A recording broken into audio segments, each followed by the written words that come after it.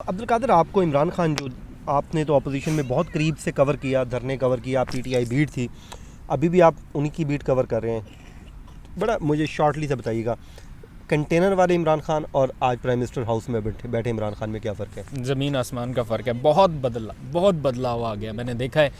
अब वो तो तब भी कहते हैं मैं नहीं छोड़ूंगा, अब भी कहते हैं नहीं छोड़ूंगा, तो फिर क्या फ़र्क है? ये तो एक नज़रिया है ना, आप नज़रिए पे तो कंप्रोमाइज़ नहीं कर सकते। ये तो यू टर्न नहीं लिया जा सकता इस मामले पे कि मैं नहीं छोड़ूंगा तो अब वो कहेंगे चले ठीक है मैं छोड़ दूंगा। बट जो आपका ऑब्जेक्टिव है उस तक जाने के लिए जो उन्होंने कंप्रोमाइज़ करना सीखा है, वो अक्सर ये कहा करते हैं कि मकसद के ऊपर कंप्रोमाइज़ नहीं करना, लेकिन मकसद किस तरह से हासिल करना है उसके लिए बहुत सी चीज़ों के ऊपर आपको कंप्रोमाइज़ करना पड़ता है। पहले वो नहीं करते थे बात अपोजिशन से, बहुत से लोगों से, अब वो उनकी जमात कहीं ना कहीं राब्ते में है, कहीं कौमी असम्बली का प्लेटफॉर्म यूज़ हो जाता है, कहीं पे उनका एक पार्लिमानी वफ़द इस्तेमाल कर लिया जाता है, कहीं पे कुछ तरीके।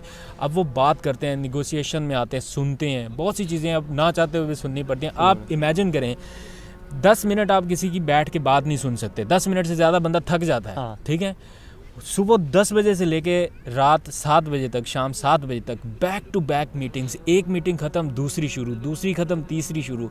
कौन बंदा इतनी पेन लेता है यार? आपकी तो फिर खबरों का बहुत फ्लो होगा। हम बाहर बैठ के थक जाते हैं कि यार ये एक खबर आई है, अभी ये फाइल करनी है, अभी दूसरी, अभी मैं आपसे बात करूंगा 3 खबरें रेडी पड़ी हुई हैं जो मुझे फाइल करनी है। ऐसे ही तो है। आप ये सोचें कि उस बंदे पे क्या बन रही होगी जो सुबह से लेके शाम तक कर रहा है। बड़ी दोस्ती थी जहांगीर तरीन की और इमरान खान की, क्या लगता है? आप तो बड़े करीब हैं, दोनों साइडों से आपके पास खबरें भी आती रहती हैं, कोई है मुलाकात इनकी हुई है इस दौरान? कोई रब्ता हुआ है? कोई आने वाले दिनों में सेनेट भी आ रहा है तो कोई दोस्ती के इम्कान है बहाल हो जाए? यार मेरी इतला के मुताबिक इनसाइडर्स लगे हुए हैं, दोस्ती की कोशिशें हो रही हैं, लेकिन प्राइम मिनिस्टर ये एक स्टांस ले बैठे हैं कि अदारे आज़ाद हैं, वो अपनी तहकीकात मुकम्मल कर लें। अगर वो कहें कि ये बंदा बेकसूर है तो फिर ये वापस आएंगे और मामलात उसी तरह जैसे पहले थे, उसी तरह तो ना सही लेकिन कदरे बेहतर हो सकते हैं। लेकिन अभी तक जो डाटा प्राइम मिनिस्टर तक पहुंचा है, जो चीज़ें प्राइम मिनिस्टर को बताई गई हैं, उससे ये थोड़ा सा मुश्किल लगता है। तरीन साहब के राब्ते हुए हैं, उन्होंने कोशिश करके प्राइम मिनिस्टर से रब्ता करके अपनी सफाई देने की कोशिश की है। ये रब्ता को बहुत ज़्यादा मरतबा नहीं हुआ, 2-1 दफ़ा हुआ है, लेकिन उसके बाद फिर रब्ते अभी तक वापस बहाल नहीं हुए। लेकिन इनसाइडर्स जो हैं वो कोशिश कर रहे हैं कि किसी तरह से ये रब्ता बहाल हो जाए। कल एक फ़ैसला आया बरतानवी अदालत के, उसी फैसले की रोशनी में रेहाम खान ने माजरत कर ली है, माफ़ी मांगी है इमरान खान साहब के दोस्त से। इमरान खान की जब डाइवोर्स हुई तो उसके बाद वो तो खैर खामोश हो गए, लेकिन रेहाम खान साहिबा की तरफ से गाहे बगाहे उन पे बात भी होती रहती है, अटैक भी होते रहते हैं। तो उस फैसले के रोशनी में पीटीआई के लोगों ने उस फैसले को कैसे देखा? पीटीआई के लोग उस फैसले को बड़ा ज़बरदस्त अंदाज से ले रहे हैं। आपको पता है रेहाम बीबी सारा दिन पीटीआई के फैसलों को किस तरह से देखती हैं, तो फिर अब मौका आया तो फिर उन्होंने भी चौका मारा है। और मैं जुल्फ़ी बुखारी साहब का ट्वीट देख रहा था, और इसी तरह के सेम काइंड ऑफ एलिगेशंस उन्होंने जुल्फ़ी बुखारी पे भी लगा रखे हैं। तो जुल्फ़ी बुखारी ने भी उनको नोटिस भेजा हुआ है अदालत में। माफ़ी आ रही है? जी। तो वो नहीं, माफ़ी नहीं, जुल्फ़ी बुखारी साहब का आप ट्वीट पढ़ के देखें, वो कह रहे हैं कि मैं मेक श्योर करूँगा कि सिर्फ माफ़ी पे बात ख़त्म ना हो, मैं पूरे जो चार्जेस है ना, जो हर्जाने का पूरी रकम है वो इनको देनी पड़ेगी, और मैं वेट कर रहा हूँ। टाइम बहुत ज़्यादा दूर नहीं है, केसेस चल रहे हैं, और इसका जो भी नतीजा आएगा मैं इनको छोड़ना नहीं है। वो उनकी ये राय है। खान साहब को भी आगाह किया गया इस फैसले में चले किसी उनके करीबी? जारी बात है उनको पता होगा। इस तरह की चीज़ें मीडिया पर नहीं आती हैं, लेकिन नहीं, वो पब्लिकली कमेंट नहीं करते। अपने कुछ खास दोस्तों के पास बैठ के अगर वो कर दें तो कर दें, हमारे सामने कभी ऐसी कोई बात नहीं। जाते जाते आप मुझे वो 5 कोई या 4 या 5 ऐसी चीज़ें बताएं जो आपने पिछली गवर्नमेंट भी देखी, अभी भी देखी, आपको जो लगता है कि ये बड़े यूनिक काम हुए हैं या नहीं हुए, वो मुझे थोड़ा बता दें। देखिए, मैं आपको पता है फैसलाबाद गया, सियालकोट गया।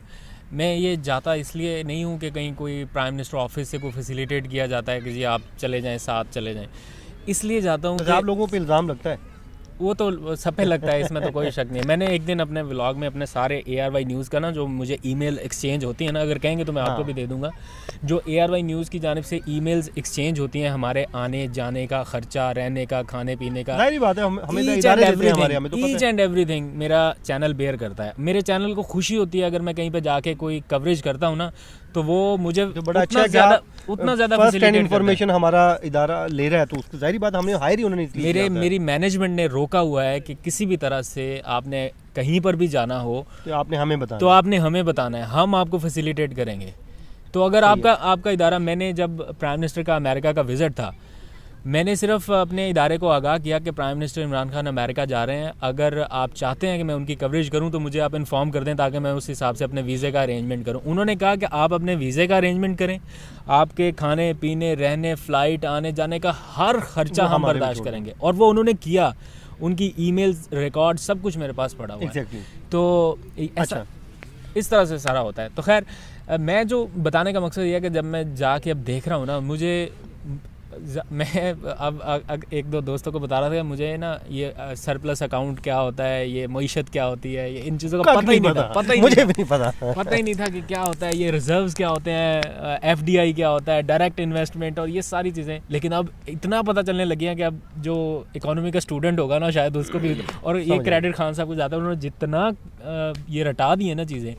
तो मैंने जाके ये देखा है कि अब जो फोकस है ना इस वक्त, फुल फोकस वो है मईशत के ऊपर, इकोनॉमी पे, इन्वेस्टमेंट लाने के ऊपर, और पाकिस्तान की जो वेल्थ है ना उसको बढ़ाने के लिए, जो अपने रिजर्व्स हैं ना, बजाय इसके मांग के गुजारा करें ना।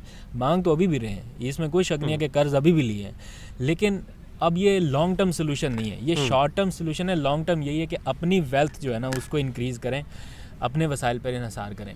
तो ये सरप्लस जो आपको 10 साल के बाद नज़र आया है, जो फॉरेन डायरेक्ट इन्वेस्टमेंट इतनी हुई है, जो बाहर से हमें 27% तक लोगों ने ज़ायद पैसा भेजा, तो ये सारी चीज़ें मैं 1 मिनट आपका लूँगा। मैं अभी आपको लेटेस्ट फिगर जो गवर्नमेंट की तरफ से आए हैं ना, अभी 1 मिनट पहले, मैं आपको एग्जैजरेशन नहीं है, ताकि कोई एग्जैजरेशन ना हो।